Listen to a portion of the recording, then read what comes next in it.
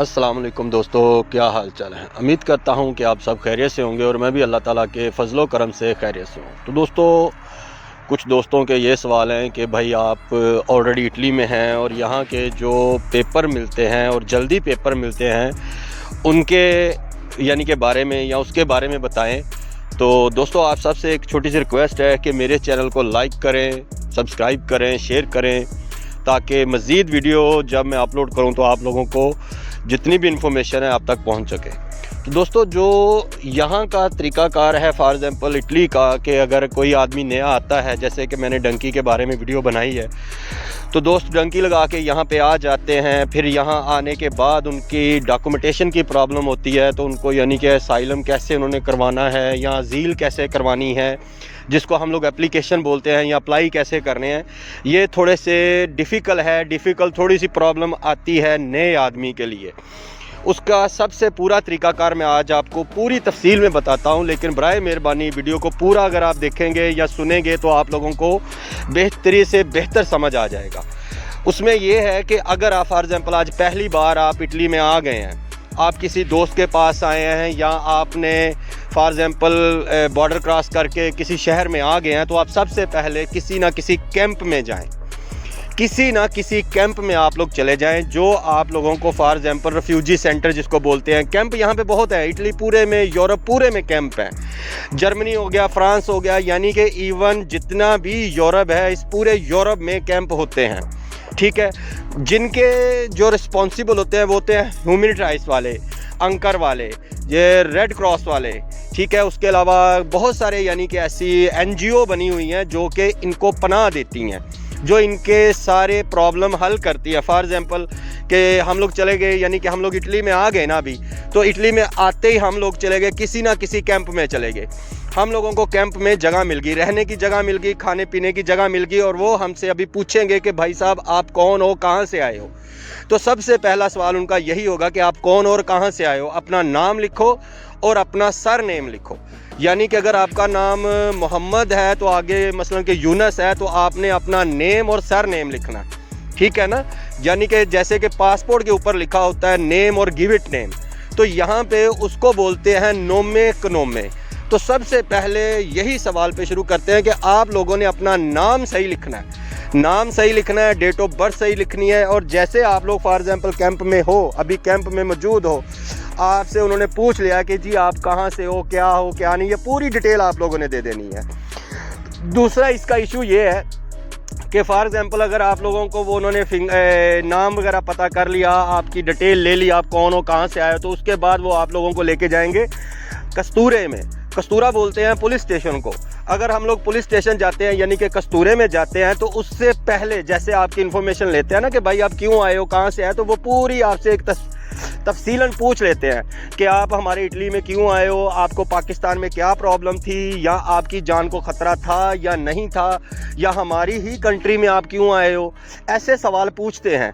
तो आप लोगों से यही यानी कि रिक्वेस्ट है कि भाई मेरे, आप जो भी बात उनको कहेंगे ना, तो वही आपका केस होगा। उसी केस की वजह से, उन्हीं बातों की वजह से, या जो आप सवाल करोगे उसका जवाब भी आपको ही देना पड़ेगा। जी हाँ जी, मैं इसलिए पाकिस्तान छोड़ा तो ये वजह थी, मुझे मेरी जान को ख़तरा था, या मुझे कारोबार का मसला था, या मैं बेरोज़गार था। ठीक है ना, ये इन स्टोरियों पे होती है। कुछ लोग यहाँ पे ऐसे बात करते हैं, जी मैं फ़लाँ सियासी पार्टी में था, लेकिन उसको ये नहीं पता होता सियासी पार्टी के अंदर क्या क्या चीज़ें होती हैं। नाज़म होता है, जनरल कौंसल होता है, नाइब नाज़म होता है, नाइब जनरल कौंसल होता है, MPA होता है, यानी कि ऐसे कोई भी सवाल उनको नहीं आते। खुदा जानता है कि एक छोटा सा लफ्ज़ बताता हूँ, जैसे कि हम लोग बोलते हैं कि SHO, जी थाने का एक SHO था, उसने मुझे पकड़ लिया। तो आप लोग खुद सोच लो कि SHO का मतलब क्या है। एक स्पेलिंग हो गया S, फिर हो गया H, फिर हो गया O। SHO का मतलब का कईयों को नहीं मालूम होता। तो इसलिए यानी कि तफसीलन बता रहा हूँ कि आप जब भी स्टोरी सुनाओ तो आप लोग समझ लो कि आपकी स्टोरी पाकिस्तान से बनी होनी चाहिए। यानी कि अगर आपकी जान को ख़तरा है तो मुख्तसर से सवाल होने चाहिए, जी फ़लाँ मसला था, फ़लाँ मेरी यानी कि मेरी मदद नहीं की। फॉर एग्ज़ाम्पल मेरी पुलिस ने मदद नहीं की, मैं इतने सोर्सेज नहीं है, या मैं गरीब आदमी हूँ। तो इन सारी बातों की वजह से मुझे यही लगता था कि मेरी जान को ख़तरा है, तो लिहाजा मैं बच नहीं था सकता, तो इसलिए मैंने अपनी होम कंट्री छोड़ के तो बाई रास्ता यानी कि बाई सी, बाई फुट यानी कि पैदल आया हूँ या समंदर के रास्ते ऐसे आया हूँ, या जैसे भी मैं धक्के खा के आपकी कंट्री में आ गया हूँ सिर्फ पनाह लेने के लिए, तो मैं ताज़ ज़िंदगी यहीं रहना चाहता हूँ। स्टोरी इस तरीके की होनी चाहिए। दूसरा ये सवाल है कि अगर आप लोगों को उन्होंने फिंगर ले भी लिए, कस्तूरे में आप चले गए, आपकी स्टोरी उन्होंने सुन ली, आप लोगों को फिंगर ले भी लिए, उसके बाद आप लोग क्या करोगे? एक छोटी सी पर्ची देते हैं, उसको स्लिप बोलते हैं, रज्जी बूता लगा लें, यहाँ की ज़ुबान में रज्जी बूता बोलते हैं। जैसे आप लोगों को रज्जी बूता मिलेगा ना, वो एंट्री होती है कि जी इस आदमी को हमने फ़लाँ कस्तूरे में यानी कि फ़लाँ पुलिस स्टेशन में एंट्री करवा दी है इसकी। वो रज्जी बूता आपके लिए बहुत अच्छी चीज़ होती है, बहुत करामद होता है। जब रज्जी बूता मिलता है उसके बाद ये गारंटी होती है कि आप लोगों को 2 महीनों बाद, 1 महीने बाद, 3 महीनों के अंदर अंदर या 2 महीनों या जितना भी टाइम लगे, नॉर्मल 3 महीने लग जाते हैं, आप लोगों को परमेसो दी सजोरनो मिल जाएगी। परमेसो दी सजोरनो कुछ लोग बोलते हैं, यानी कि मुख्तलिफ दोस्तों ने नाम रखे हुए, जी पीली सजोर मिल गई, यानी कि मुझे काम वाली मिल गई, ऐसे नहीं। अगर आप लोगों ने अजील करवाई है कि जो मुझे सियासी पनाह चाहिए, मुझे सियासी पनाह चाहिए, उसको मिलेगी अजीलो पॉलिटिको, यानी कि पॉलिटिशियन के रिलेटेड उसको यहाँ पे परमेसो दी सजोरनो मिलेगी 6 मंथ की, 6 महीनों की उसको परमेसो सजोरनो मिलेगी, यानी कि परमिशन ऑफ द स्टे मिलेगा 6 मंथ का। अगर उसने कहा जी मैं बेरोज़गार हूँ तो उसको परमेसो दी सजोरनो कुन लवोरो मिलेगी, यानी कि क्या बोलते हैं उसको, परमिशन ऑफ डॉक्यूमेंट 6 मंथ मिलेंगे काम के लिए। ठीक है। अगर उसने कहा जी मैं बीमार था, मैं पाकिस्तान में अपना इलाज नहीं करवा सकता था तो इसलिए मुझे वहाँ से निकलना पड़ा, अपना इलाज करवाने आया, तो वो आप लोगों को वो एज ए ह्यूमन राइट्स के तौर पे 6 महीने की परमिशन दे देंगे, वो सजोर दे देंगे जिसके ऊपर आपका इलाज भी हो जाएगा। ये होता है तरीकाकार, यानी कि परमेसो सजोरनो लेने का।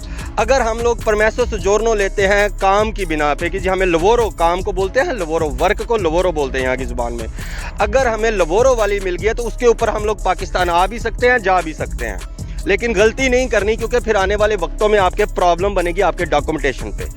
अगर आप 6 महीने वाली अजीलो पॉलिटिको लेते हैं, यानी कि पीली सजोर लेके जाते हैं, तो फिर भी अगर कुछ दोस्त पाकिस्तान जाते हैं, उसके ऊपर 2 महीने रह के वापस आते हैं, तो उसके ऊपर भी फिर उनको डॉक्यूमेंटेशन में प्रॉब्लम बनती है।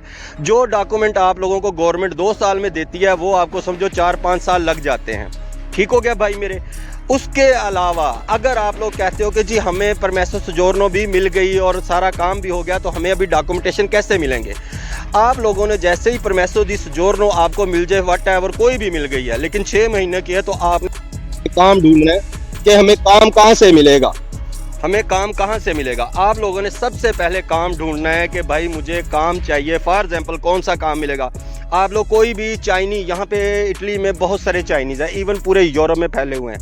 आप लोगों ने किसी भी चाइनी के, यानी कि कोई उसका यानी कि वर्कशॉप है या उसका होटल है या वो फैक्ट्री एरिया है या कोई भी है, आप चाइनियों के पास काम करो। आप लोगों को वो 1 महीने का अगर 800 दे रहा है तो उसके ऊपर आप काम करो। उसका फ़ायदा ये होगा कि आप लोगों को ज़ुबान नहीं आती, तो अगर आप लोगों को ज़ुबान नहीं आती तो भाई मेरे आप लोग 800 के ऊपर ही रुक जाओ, साथ साथ काम करो, साथ साथ अपनी लैंग्वेज सीखो।